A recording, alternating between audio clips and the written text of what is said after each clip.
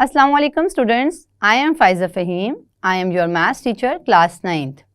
Students, आज इस lecture में हम एक्सरसाइज 2.6 स्टार्ट करेंगे और क्वेश्चन नंबर 1 को सॉल्व करेंगे। तो चलते हैं व्हाइट बोर्ड की तरफ। आज हम एक्सरसाइज 2.6 को स्टार्ट करने जा रहे हैं। 2.6 का क्वेश्चन नंबर 1 सबसे पहले सॉल्व करेंगे, जो कि ट्रू और फॉल्स बताना है। तो हम सबसे पहले लिखते हैं क्वेश्चन नंबर 1। पहला पार्ट है हमारे पास, क्वेश्चन गिवन है -3 square root -3 is equal to 3। वो कहते हैं कि ये बताएं कि ये जो स्टेटमेंट है ये ट्रू है या फॉल्स है। तो स्टूडेंट्स हम इसको पहले सॉल्व करेंगे, फिर हमें बताएंगे कि ये हमारे पास जो लेफ्ट हैंड साइड है वो राइट हैंड साइड के इक्वल है या नहीं। तो हम इसको इस तरह से सॉल्व करेंगे। हमारे पास हमें पता है कि जो कॉम्प्लेक्स नंबर है उसमें z is equal to a plus B iota. जो ये एओटा है इसकी वैल्यू है स्क्वायर रूट -1। तो हम यहाँ पर इस स्क्वायर रूट की वैल्यू जो है -1 एओटा पुट करेंगे और देखते हैं इसको सॉल्व करके कि हमारा आंसर क्या आता है। तो स्टूडेंट्स ये माइनस जो है स्क्वायर रूट के अंदर ये इमेजिनरी नंबर होता है, हम इसको इस तरह से लिखेंगे।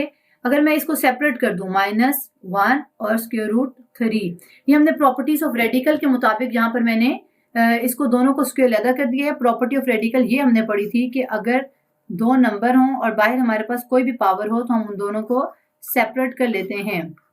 तो यहाँ पे चूंकि पावर जो है वो बाहर 2 है, क्योंकि स्क्वायर रूट की पावर अगर कोई ना लिखी हो तो स्टूडेंट्स वो 2 होती है।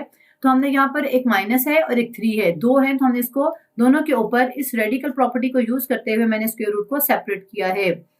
अब मैं यहाँ पर इस तरह से लिखा है, इसके बाद में इस नंबर को इस तरह से कन्वर्ट करूंगी कि -1 सेपरेट कर दिया और 3 सेपरेट कर दिया, क्योंकि 3 के ऊपर भी स्क्वायर रूट है और माइनस के ऊपर भी स्क्वायर रूट है, तो मैंने दोनों को सेपरेट सेपरेट लिख दिया है। इसको हम सॉल्व करके देखते हैं कि हमारा क्या आंसर आता है। तो स्टूडेंट्स यहाँ पर माइनस जो अंडर रूट है और माइनस, इसकी जगह मैं पुट करूंगी एओटा, जो हमने यहाँ पर लिखा है एओटा अंडर रूट 3 या स्क्वायर रूट 3। यहाँ पर भी एओटा स्क्वायर रूट 3। अब इसको फर्दर सॉल्व करें तो एओटा को एओटा से मल्टीप्लाई कर दें, स्क्वायर रूट को स्क्वायर रूट 3 से, तो आता है एओटा स्क्वायर और स्क्वायर रूट 3 का स्क्वायर। एओटा स्क्वायर की वैल्यू होती है -1। ये हमने पिछले लेक्चर्स में पढ़ा है कि किस तरह से जो इमेजिनरी नंबर एओटा है इसकी वैल्यू -1 होती है। और एओटा स्क्वायर यहाँ पर हमारे पास रेडिकल प्रॉपर्टी के मुताबिक हम इसको इससे कैंसिल आउट कर लेंगे और लिखेंगे 3। तो हमारा आंसर स्टूडेंट्स क्या आया, -1 मल्टीप्लाई बाय 3 -3। तो इट मीन्स के हमारा आंसर आया है -3 सॉल्व करने के बाद, जबकि जो गिवन है वो है 3 पॉजिटिव। तो ये ट्रू है कि फॉल्स है? ये है फॉल्स, क्योंकि -3 और +3 में बहुत फर्क होता है। ये फॉल्स है स्टेटमेंट, हमने यहाँ लिख दिया। अब हम करते हैं क्वेश्चन नंबर 1 का सेकंड पार्ट। सेकंड पार्ट के मुताबिक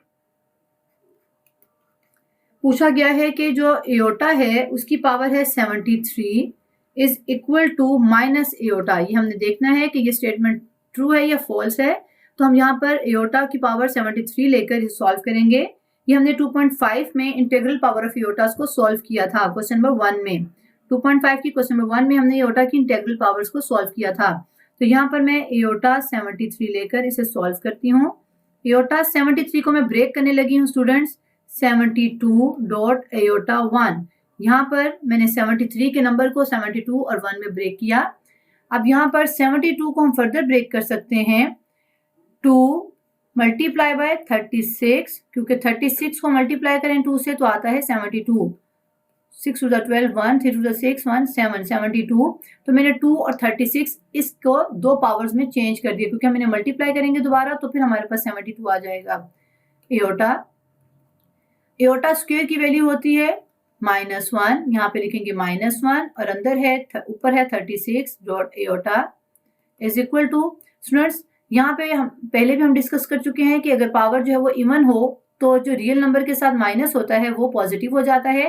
तो यहाँ जो पावर है वो इवन है, यानी 2 पे डिवाइड हो सकती है। तो यहाँ जो नेगेटिव नंबर है वो पॉजिटिव हो जाएगा और 1 पॉजिटिव आएगा और एओटा साथ मल्टीप्लाई हो रहा है। तो यहाँ पे इसका आंसर आ गया एओटा। अब हम देखते हैं कि क्वेश्चन में हमारे पास क्या गिवन था कि ये एओटा है या माइनस एओटा। तो यहाँ पे स्टूडेंट्स उसने कहा था एओटा की पावर 73 इक्वल होता है माइनस एओटा के। ये गलत कह रहा है, ये है फॉल्स। हम इसे लिखेंगे फॉल्स, क्योंकि हमारा आंसर आया है एयोटा, जो कि बिल्कुल ठीक है। अब हम पार्ट 3 सॉल्व करेंगे। एयोटा की पावर 10 इज इक्वल टू -1। अब देखते हैं कि ये बातें सही कर रहा है या गलत। तो इसको हम देखते हैं एयोटा की power 10 is equal to solve करके। एयोटा 10 को मैंने ब्रेक कर दिया 2 इंटू 5। स्टूडेंट्स, मैं इसको 2 की फॉर्म में क्यों ब्रेक करती हूँ, क्योंकि एयोटा स्क्वायर की वैल्यू हमारे पास मौजूद है जो कि है -1। तो यहाँ पर हम लिख सकते हैं -1 की पावर 5। और हमने डिस्कस किया था कि अगर पावर इवन हो तो हम माइनस को पॉजिटिव कर देते हैं। पावर जैसे यहाँ पर ओड है तो हम माइनस को साथ ही रखते हैं। तो यहाँ पर पावर ओड थी 5, इसको माइनस को साथ ही रखेंगे। तो हमारे पास जो आंसर आया है वो है -1, और जो हमारे क्वेश्चन में गिवन है वो है -1। इट मीन्स कि ये बिल्कुल ठीक कह रहा है क्वेश्चन में, ट्रू, ये है ट्रू। अब हम फोर्थ पार्ट करते हैं। फोर्थ पार्ट में उसमें हमने कहा है कि जो कॉम्प्लेक्स कॉन्जुगेट है, ये पहले क्वेश्चन लिख लेते हैं ताकि आपको अच्छी तरह समझ आ जाए। Complex conjugate of -6 iota plus iota square into is, उसने कहा है कि ये जो कॉम्प्लेक्स नंबर है इसका जो कॉन्जुगेट है ना, कॉम्प्लेक्स कॉन्जुगेट, वो है -1 प्लस 6 एयोटा। अब हमने देखना है कि ये जो नंबर है हमारे पास, इसका कॉन्जुगेट ये है या नहीं। तो इसको हम सॉल्व कर लेते हैं। यहाँ पे रखते हैं -6 iota plus iota square. Students, इसको सॉल्व करें तो आता है -6 एयोटा प्लस एयोटा स्क्वायर की वैल्यू होती है -1। यहाँ पे लिखते हैं because iota square is equal to -1। तो इसको सॉल्व करें तो आता है -6 एयोटा प्लस -1। ये हमारे पास जो एक कॉम्प्लेक्स नंबर है, लेकिन ये अरेंज नहीं है। हमारे पास कॉम्प्लेक्स नंबर में हमेशा पहले रियल नंबर होता है और फिर इमेजिनरी नंबर।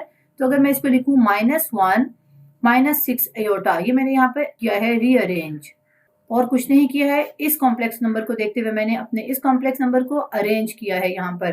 तो ये हमारे पास तो आ गया नंबर। अब इसका हमने कॉन्जुगेट देखना है क्या है।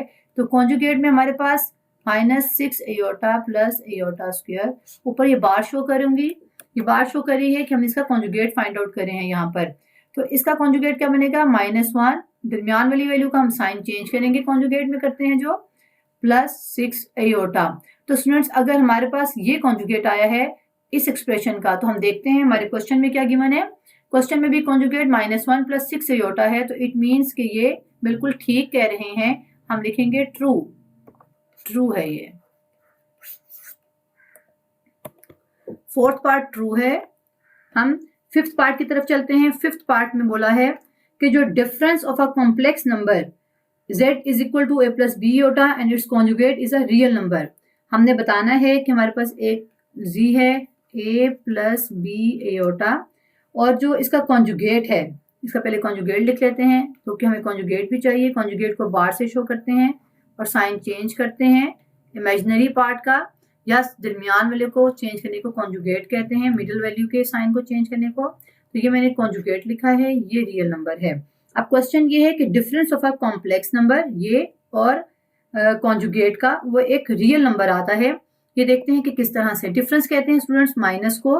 तो यहाँ पर हमने डिफरेंस जो है वो फाइंड करना है और देखना है कि वो रियल नंबर है या नहीं, शो ये करना है कि वो रियल नंबर है कि नहीं। तो यहाँ पर हम करते हैं z minus z bar is equal to, पहले हम रखेंगे real number a plus b iota, minus sign डालेंगे और फिर z बार यानी कि कॉन्जुगेट रखेंगे।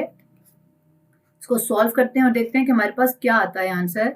a plus b iota minus a, ये माइनस प्लस हो गए, minus minus plus b aorta.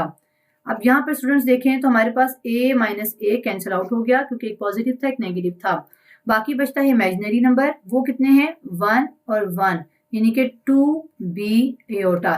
तो ये कौन सा नंबर है जो एयोटा के साथ होता है स्टूडेंट्स? एयोटा के साथ हमेशा इमेजिनरी नंबर होता है। एयोटा एक इमेजिनरी नंबर है, तो हम कह सकते हैं कि जो डिफरेंस आया है रियल नंबर और उसके कॉन्जुगेट का, वो रियल नंबर नहीं है, ये फॉल्स स्टेटमेंट है। तो यहाँ पर हम लिखेंगे फॉल्स, और पर यहाँ पर पार्ट फिफ्थ के आगे लिख देते हैं फॉल्स है ये स्टेटमेंट। फॉल्स, यहाँ पे भी लिख देते हैं फॉल्स, क्योंकि ये एक रियल नंबर नहीं आया है। अब 6 पार्ट करते हैं। 6 पार्ट हमारे पास है कि इफ एक नंबर है a minus 1 minus b minus 3 into iota is equal to 5 plus 8 iota. तो हमने बताना है कि जो a की वैल्यू है वो है 6 और b की वैल्यू जो है वो -11 आती है।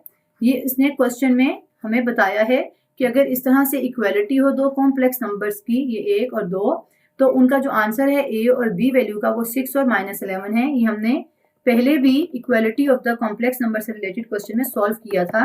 यहाँ हम दोबारा कर देते हैं। यहाँ पे सोल्यूशन है इसका। स्टूडेंट्स क्वेश्चन में हमारे पास ये b प्लस 3 है, b माइनस 3 नहीं है। अभी हम इसको सॉल्व करते हैं तो equality of the complex number के मुताबिक जो रियल नंबर है वो रियल नंबर के इक्वल होगा और जो कॉम्प्लेक्स नंबर है वो कॉम्प्लेक्स नंबर के इक्वल होगा।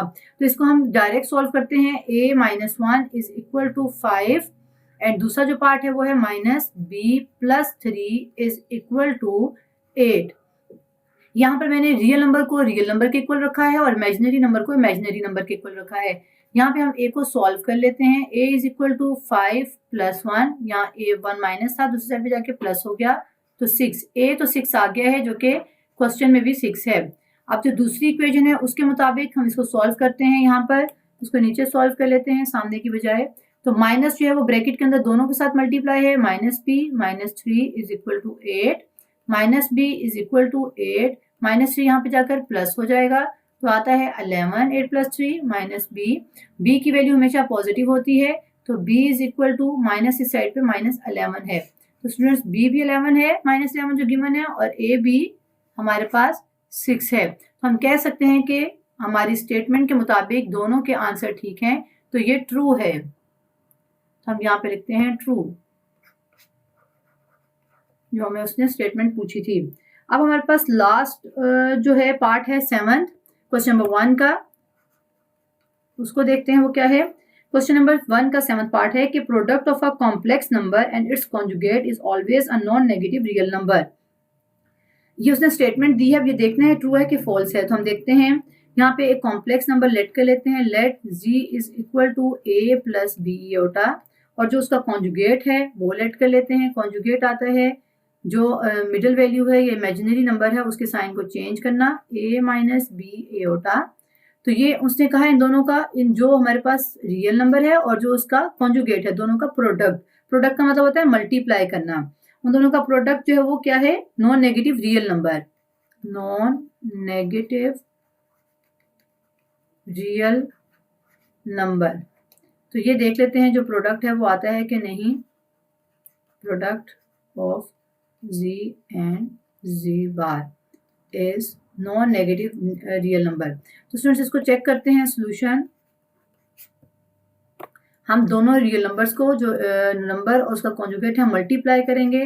पहले रखेंगे a प्लस बी एयोटा, फिर रखेंगे a माइनस बी एयोटा और मल्टीप्लाई करेंगे जिस तरह से हमने मल्टीप्लिकेशन सीखी है कि फर्स्ट नंबर को दोनों नंबर्स के साथ मल्टीप्लाई करेंगे, फिर इस तरह से हम करते हैं ए स्क्वायर। ए को ए से मल्टीप्लाई किया, ए स्क्वायर। अब ए को दूसरे नंबर के साथ तो plus minus minus a b iota. अब यहाँ पर हमारे पास प्लस है, इस ए के साथ प्लस है तो plus plus plus a b iota, plus minus minus b square, और एयोटा को एयोटा के साथ मल्टीप्लाई किया तो एयोटा स्क्वायर।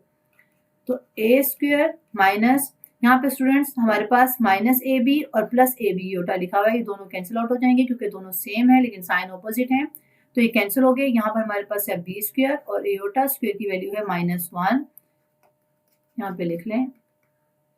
तो आगे हमारे पास A square minus minus plus B square. तो स्टूडेंट्स अगर आप देखें कि यहाँ पर एक कॉम्प्लेक्स नंबर और उसका कॉन्जुगेट जो है वो मल्टीप्लाई हो रहे हैं, प्रोडक्ट है इनकी ये, और वो आई है ए स्क्वायर प्लस बी स्क्वायर, जो कि एक रियल नंबर है। क्योंकि इसके अंदर रियल नंबर क्यों है, क्योंकि इसके अंदर एयोटा नहीं है, तो ये एक रियल नंबर है। इट मीन्स कि हमारी स्टेटमेंट ट्रू है, क्योंकि स्टेटमेंट में उसने कहा था कि अगर दो रियल नंबर, अगर एक रियल नंबर और उसका कॉन्जुगेट मल्टीप्लाई हो, प्रोडक्ट हो उनका, तो वो नॉन नेगेटिव रियल नंबर आता है। नॉन नेगेटिव भी हम देख लेते हैं है कि नहीं। नॉन नेगेटिव का मतलब है कि नेगेटिव नहीं होगा, पॉजिटिव होगा। तो यहाँ पे देखें स्टूडेंट्स, ये पॉजिटिव है, तो इसका मतलब है ये स्टेटमेंट भी ट्रू है। तो हमारा ये क्वेश्चन जो है 1 कंप्लीट हो गया है, ये स्टेटमेंट ट्रू है। स्टूडेंट्स, आज के इस लेक्चर में हमने एक्सरसाइज 2.6 के क्वेश्चन नंबर 1 को सॉल्व कर लिया है, जिसमें हमने कुछ स्टेटमेंट्स थी हमारे पास जिनमें हमने ट्रू और फॉल्स के बारे में बताया। तो नेक्स्ट लेक्चर में हम एक्सरसाइज का क्वेश्चन नंबर 2 सॉल्व करेंगे। See you again in next lecture.